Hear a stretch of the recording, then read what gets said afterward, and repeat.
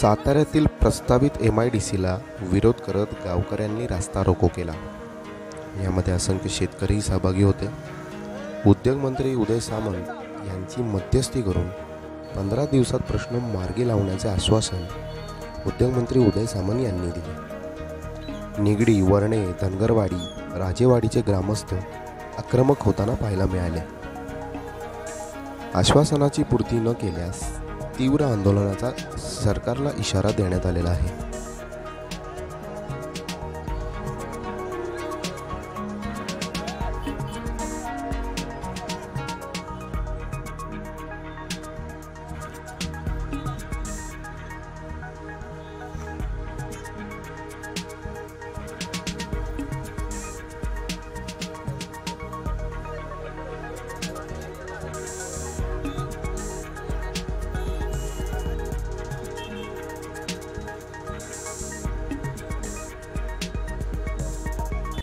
काळंगे वर्णे गावचा रहिवासी असून आमच्या वर्णे, निगडी, देवकरवाडी, राजेवाडी, दादवाडी अशा 5 गावांची जमीन ही MIDC मध्ये 1913ला अनलिगली शिक्का मारलेले आहेत। 2013ला त्यामध्ये शेतकऱ्यांना कुठलंही निवेदन दिले नाही, कुठलीही चावडी ग्रामपंचायत सार्वजनिक ठिकाणी कुठलंही काही डकावलेलं नाही।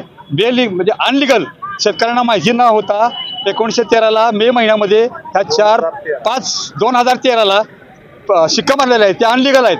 आणि त्यापासून आम्ही शासन दरबारी आमची जमीन पहिली ह्या 3-4 गावाचे अजिंक्यतारा जलसिंचन योजनेमध्ये हे 4 गावांच्या स्कीमा आहेत, त्या फार पूर्वीपासून आहेत।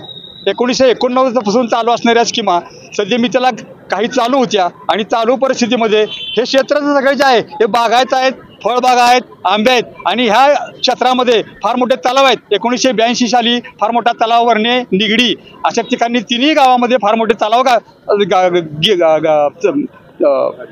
काढलेले आहेत आणि त्या ठिकाणी जवळजवळ 225च्या आसपास बोर आहेत आणि त्या बोर मार्फत संपूर्ण 4ही गावांचं बागायत क्षेत्र आहे। आणि आता जर तुम्ही सगळीकडे पाहिलं तर सगळीकडे 7-12च्या उतारावरती बागायत क्षेत्राची नोंद आहे। फळबागा आहेत, ऊस क्षेत्र आहेत आणि दुबार पीक आहेत।